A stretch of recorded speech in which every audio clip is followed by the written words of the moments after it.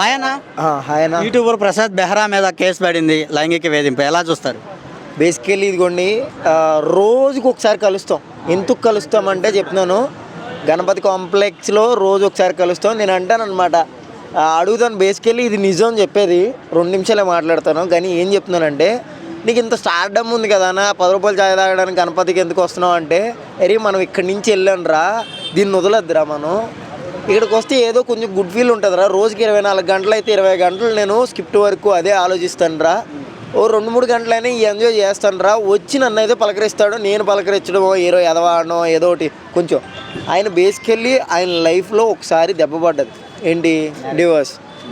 దాని తర్వాత ఒకసారి మాటల్లో మాట వస్తే వాళ్ళ రూమ్కి వెళ్తే ఆయన డ్రగ్ ఎడిట్ కూడా కాదు, మందు కూడా ఎక్కువైనా జస్ట్లీ ఎంజాయ్ అయితే చేస్తాడు మామూలుగా. తాడు అంటే ఏదో అడిగితే, అమ్మాయిలు ఎందుకురా, మనకు ఇప్పుడు స్టార్డమ్ లేస్తుంది, మనం ఇప్పుడే లెగాలి, ఏం లేదో అంటారా, ఏం లేదో అన్నాడు. కానీ నాకు తెలిసి అయితే అంత అలాంటి అయితే కాదు. నేనైతే ఓపెన్ టు టాక్. గతంలో ప్రైవేట్ పార్ట్ టచ్ చేశాడని, ఇప్పుడు గత కొన్ని రోజులుగా లైంగిక వేధింపులు చేస్తున్నారని చెప్పేసి ఆవిడ కేసు పెట్టడం జరిగింది. ఇప్పుడు 14 రోజులు రిమాండ్ విధించింది కోర్టు. సో దాన్ని మీరు ఎలా చూస్తారు? ఏమండి, ఒక మాట చెప్తాను చూడండి. ఇప్పుడు ఒక గోల్డ్ షాప్కి నాకు కొనడానికి వెళ్ళాడో దేనికో వెళ్ళాడు, వాడు పొరపాటున జోబులో పడినా తీసుకున్నా కానీ వీడు దొంగే. ఆడు గోల్డ్ షాపు. ఇక్కడ అమ్మాయి గోల్డ్ షాప్ అయిపోయిందనమాట. అవతలోడు కొనడానికి వచ్చినా, చూడడానికి వచ్చినా, తెంగడానికి వచ్చినా ప్రతి ఒక్కడు మగాడి జీవితం ఎలా అయిపోయిందంటే దొంగలానే అయిపోయింది అమ్మాయి ముందు. గోల్డ్ షాప్ లాంటిది అమ్మాయి అనమాట. ఓకే, గతంలో చూస్తే యూట్యూబర్స్ హర్షసాయి కానీ, సాయి చంద్ కానీ ఇలాంటి వాళ్ళు చాలామంది ఇలాగే దెబ్బతిన్నారు. మరి ఇలా చూస్తారు?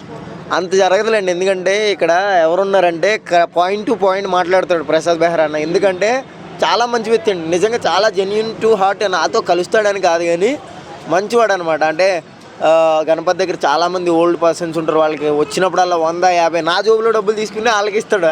అదేంటన్నా అంటేనే, అరే నువ్వు ఎలాగే ఇవ్వలేకపోతున్నావు కదా, నీ జోబులో నేను ఇస్తున్నాను రా అనే ఒక పార్ట్ ఉంటుంది. నాకైతే మంచి వ్యక్తి అయితే అనిపిస్తుంది. డబ్బులు ఇస్తే మంచోడు అని కాదు కానీ, ఫిజికల్ ఫ్రెండ్ అని కాదు అన్న.